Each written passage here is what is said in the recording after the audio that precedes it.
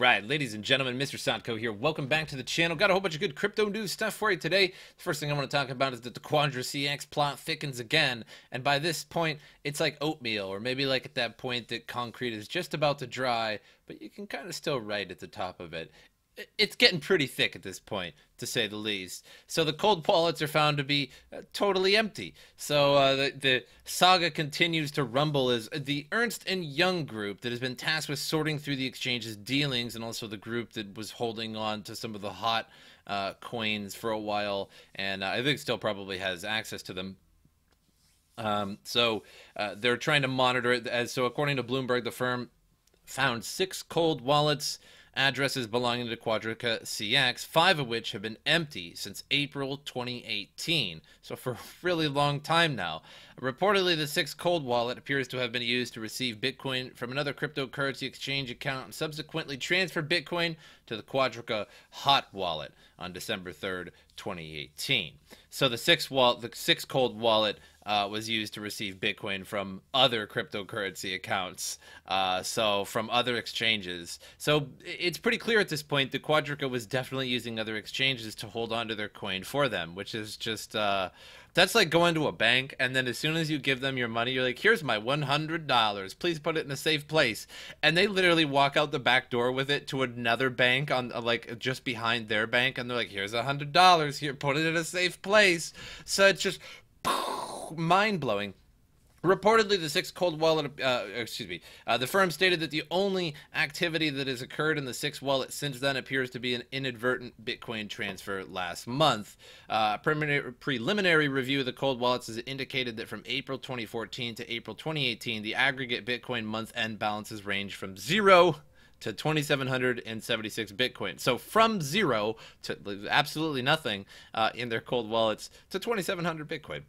An additional 14 user accounts had been initiated outside of the regular process, have also been identified. Reportedly, these accounts had artificially created deposits and were used for trading. Ernst & Young has reached out to 14 exchanges about potential dealings with QuadrigaCX and have received no responses from 4 of them. So pretty good odds, Ernst & Young. You reach out to 14, you get 10 of them back, and the other 4 are just like, eh. So the other 600,000 Ethereum they have discovered has been on other crypto exchanges. So I'm not sure which is worse. There's the whole Mt. Gox. I mean, that was 850,000 Bitcoin. So no doubt about it, that was the ultimate hack. And that was actually sort of a slow hack. After watching some documentaries and it coming to light over the years, it seemed like that was actually a slow hack coming out of the hot wallet for quite some time. And then we got Quadriga, which was basically a one-man operation, ran by a guy with a laptop who went to India while he has probably severe Crohn's disease, and then passed away there while trying to build an orphanage, which, I mean, there's death certificates, but again, nobody can truly confirm this. Other than the death certificates, which okay, fine, everybody kind of wants to turn into a conspiracy theory, but either way that you look at it, nobody else had access to his cold wallet and just goes off to a different country. That's fine. And then we got Cryptopia, which lost all of their private keys, or at least the Ethereum and ERC20, Ethereum wallet keys, in which the hackers were taking out all of that Ethereum and ERC20 tokens, and then more as people were still mining from pools to the exchange. So just I can't tell which one is worse at this point. So, moving on to some other news. Bitcoin can't be stopped by politics. Lightning torch goes from Iran to Israel. So, as reported previously by Bitcoin, its concerns over censorship didn't stop the Lightning chain, otherwise known as the Lightning torch, from being sent to a user based in Iran. So, Lightning Network, pretty good stuff. But at the same time, there's a lot of questionable things. There's still a lot of work to be done on the Lightning Network. Some people, I was sort of in a Twitter debate the other day and watching it and chiming in a little bit that Lightning Network is essentially an altcoin because it's not on it's more like an IOU where you store the coins away for a little while and then at another time. So it's just, but it's Bitcoin to me. It's sort of like technology moving. Is this the best way to do it? Well, nobody probably knows, but this is a great way to do it now. And of course, it'll be better over time. But either way, Zia Sadir, a CoinEx executive, gained support from the community to receive the torch after Peach Incorporated senior software engineer Vijay Boyopati, I got nothing, claimed political factors prevented him from involving him. Sutter then passed a Lightning Network payment to another Iranian and found a Bushido Labs Sam Abbasi, who took advantage of the opportunity to showcase Bitcoin's political neutrality and censorship resistance. The Lightning Network torch has been passed from Iran to Israel. Peace. I don't know, emojis, war. We just want gourmet sabzi and matzo ball soup. Amazing work. I have no idea what gourmet sabzi and matzo ball soup is, but I don't know. I'm a little hungry now. So Bitcoin is borderless as Palestine next. Maybe. Why not? No borders. So the Lightning Torch involves Bitcoin users passing around the transactions. The current amount has grown to about 3,730,000 Satoshis, or just about $144. So it's not too big a deal, but it's the fact that it just keeps on moving and moving, and people are just adding a bit more to it every time. And it's gaining a lot of traction. And of course, there is the whole Smith's Food thing where they dumped Visa because of the increasing fees, and they may accept Lightning Network. However, again, as I said yesterday's video, it's going to be very difficult for them to set it up, and when they do, it's going to be more difficult for the consumers to pay them in Bitcoin with it. But whatever goes towards adoption, it's quite the hard road.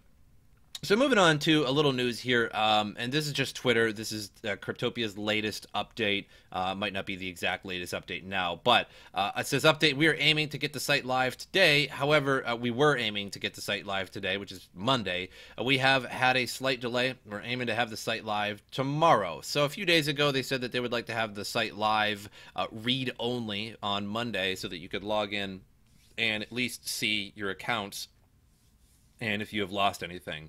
And so they'll keep you updated as this progresses. So hopefully tomorrow it's going to open read-only, as they said a few days ago for Monday. So it's probably read-only. So that means you're probably not going to be able to do anything on the site other than just look, which is good for a lot of people, so they can get some clarity on what they have lost or what they have not lost. And again, in my opinion, I could be totally wrong on this. Who knows what you're going to see when you get into your account. All of the articles that I had read, all of the crypto that had been tracked that had been stolen from Cryptopia was basically Ethereum and ERC20 tokens, meaning I think the hackers got a hold of the private keys for Ethereum on the Cryptopia servers or wherever they got them from, and they didn't really get a hold of any of the Bitcoin or anything like that. So I think if you had like Tether or Bitcoin, Litecoin, something like that, anything else on Cryptopia, I think it's probably fine. But we are going to see tomorrow or whenever they decide to open the read-only what people have or have not lost. So moving on to cyber criminals are moving on from ransomware to cryptojacking. So we've kind of gone in waves of what cyber criminals have been doing, and for a while there it was ransomware, for a while there it was cryptojacking, and then it kind of went back, and then it's kind of this, that, or the other thing. And ransomware, they used to like lock down hospital computers, or I remember the Atlanta government, the city of Atlanta had some of their servers shut down with ransomware, saying if you don't pay this such Bitcoin, like we'll unlock it. If you don't pay this Bitcoin, we'll just wipe everything. And so now they kind of realize eventually that that stealthy attacks are increasing by 450%. Meanwhile, ransomware attacks drop by 45%. And so experts say cyber criminals are pivoting towards malicious crypto mining due to its less disruptive nature. So it's akin. So cryptojacking is akin to a revenue subscription model where the hacking cartels can count on a continuous revenue stream as long as the victims remain unaware. So while malicious attacking crypto mining might appear less menacing on the surface than ransomware and malware attacks, Henderson said ignoring its spread could have severe repercussions in the future. And he adds that it's not beyond the realms of possibility for criminals to use cryptojacking for more malicious attack vectors. So, and the reason why they're not using ransomware as much, because it's sort of a one-time thing. If you ransomware somebody and you do get Bitcoin from them or you do not get Bitcoin from them, it's sort of a one-off thing. You can't really ransomware the same person again. Well, not always anyway, because it's likely that they have, had some kind of a security update or something like that that will not allow you to do that again. So instead, they're trying to infect everybody with crypto malware, which has been a thing in the past, but it's starting to really, really increase lately, so that your computer in the background is just humming away at Monero or something like that, and just giving them a revenue stream. And I was talking about this on my channel a lot over the years, that in China they were making tens of thousands of dollars a day by infecting millions of computers worldwide. So it's really no joke. So moving on, though, from that, make sure. So I guess the moral is, make sure your computer's safe. What Coinbase needs to learn from the neutrino scandal. So we're not going to read the whole thing, but I kind of want to just jump around on this. David Morris pointed out the founders of Neutrino were the same folks who headed up the hacking team, a notorious Italian IT firm whose software helped authoritarian governments spy on their citizens. So the Delete Coinbase movement came from that. So reading a little bit more into that, I talked about this a little bit yesterday, and they hired Neutrino for whatever reason, to protect them and your crypto, I guess. So it is a little confusing. So the backlash isn't surprising, and a report identifying hacking team as one of the 5 corporate enemies of the internet. Reporters Without Borders documented the outfit's cooperation with a wide range of governments around the world, including Sudan and Morocco, enabling them to commit violations of human rights and freedom of information. The Washington Post reported the hacking team once worked with the Saudi enforcement unit that was later involved in the murder of newspaper's correspondent. A Toronto human rights group found that the firm had helped the repressive Ethiopian regime monitor expatriate dissidents' activities. And it's not clear how many users actually deleted their Coinbase accounts in response to these revelations. So, in a statement to the block, however, Coinbase said it was aware that Neutrino's co-founders previously worked on the hacking team. Well, it's probably not the correct team to hire then, which we reviewed as part of our security, technical, and hiring diligence. You reviewed it, huh? Adding that the Coinbase does not condone, nor will it defend the actions of the hacking team, but it was important. Well, you kind of do defend the actions of the hacking team, because they're obviously good at hacking, and you hired them, so, you know what I mean? Not good, Coinbase. But it was important for Coinbase to bring this function in-house to fully control and protect our customers' data, and Neutrino's technology was the best we encountered in the space to achieve this goal. Really, though? Was it? Huh. Well, that's good. That's a thing coming to an end. But the company's argument that this is the best of class tech, and that bringing it in-house, the company can ensure that it will fully control and protect our customers' data, depends entirely on the presumption that users can trust Coinbase to act in their interest, which is true.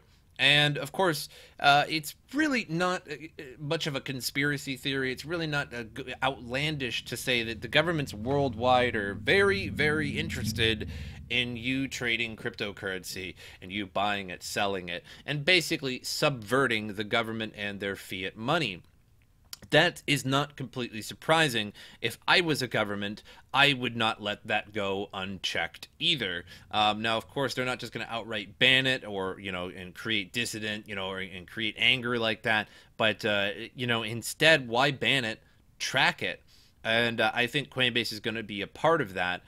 And eventually, I think basically all exchanges are going to be a part of that. And even if they aren't a part of it, well, your government's intelligence agencies are definitely going to be on that. We're talking, PhD, master degree computer scientists, with the security clearances, NSA kind of thing. Like these people aren't dumb.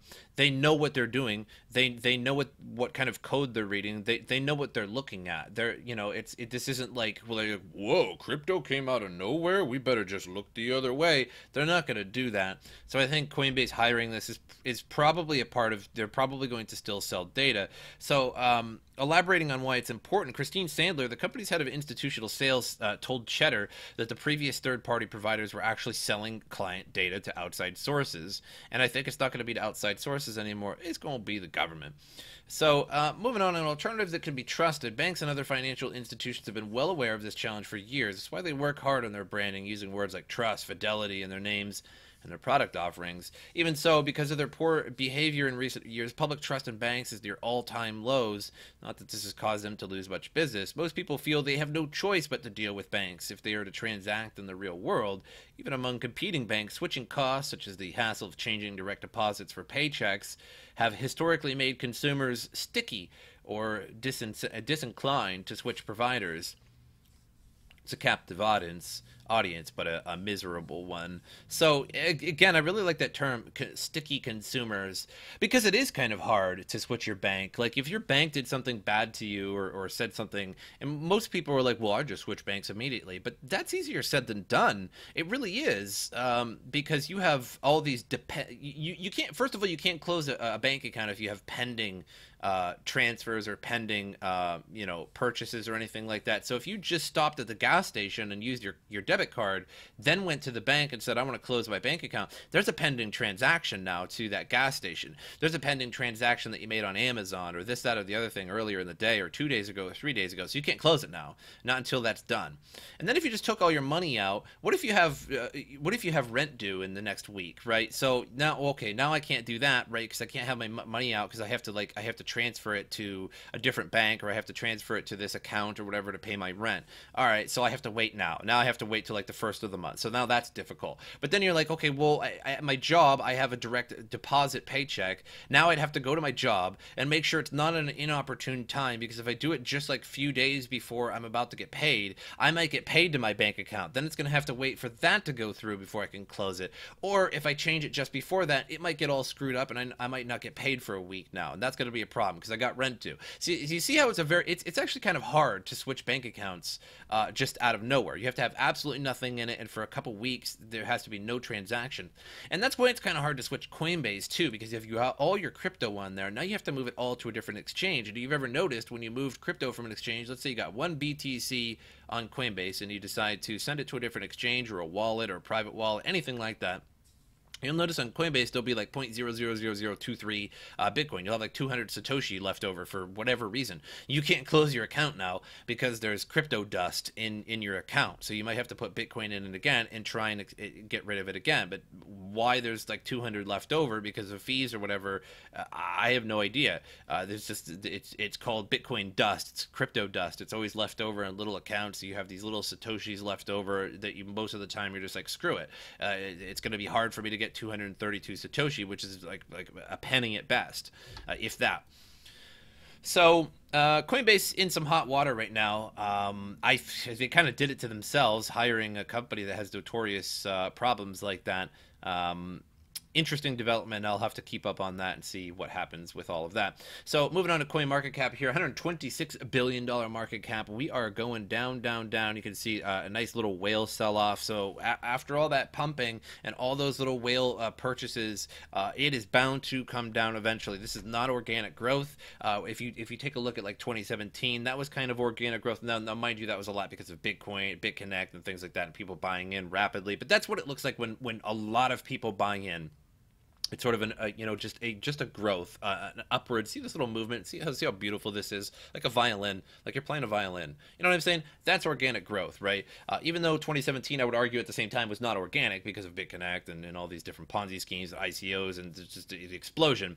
But that's what happens when you see a lot of people buying in all at once, which is what you want, but at the same time, when you see these straight up and down movements, these are just essentially whale sell-offs. Somebody selling millions at a time, whether it be from different exchanges or whatever on one exchange, and then it all just arbitrages down to that same price, that average. But for the most part, that's what we're looking at, and it's driving down the rest of the market. Some of it's a little bit harder. Losers of the day, Bitcoin Gold, loser of the day for some whatever reason. Ravencoin way up though, interestingly, so that's not too bad. So some coins up, but the majority of the market, of course, is going way down, and just the whale sell-offs again. No organic growth going on right now, and what I fear is that there's really nothing on the horizon that is really convincing people to buy in. Although if you look at it in the long run, of course, we're up in price. I mean, if you scale way out in the charts, we used to have $100 Bitcoin, so this is way better than $100 Bitcoin, of course, if you're a long-term investor. So buying Bitcoin now is a good time, whether it goes down to 3,600 or 3,500. Wait until you want to buy it, and a $300-400 increase or a $300 or $400 decrease is nothing in the long run. Like a year or two from now, if we're at 10,000 or 15,000, that $400 increase decrease meant nothing in the long run. Now we're at 10,000, 12,000, 15,000, etc. So those increases just don't matter. So you know, whether you're buying it at 3,700 or buying it at 3,500 using a DCA approach, you know, a dollar cost averaging every time you get paid, you put in $100 or $50 or something like that. It doesn't really matter if you're getting the best deal or just a mediocre deal right now, because in the long run, when the price is really high, that $200 was virtually irrelevant. But that's all I have for you guys today. Hope you guys enjoyed it. Make sure you subscribe to the channel, like the video, helps me out a lot. My social media in the description below. But as usual, I will see you guys next time.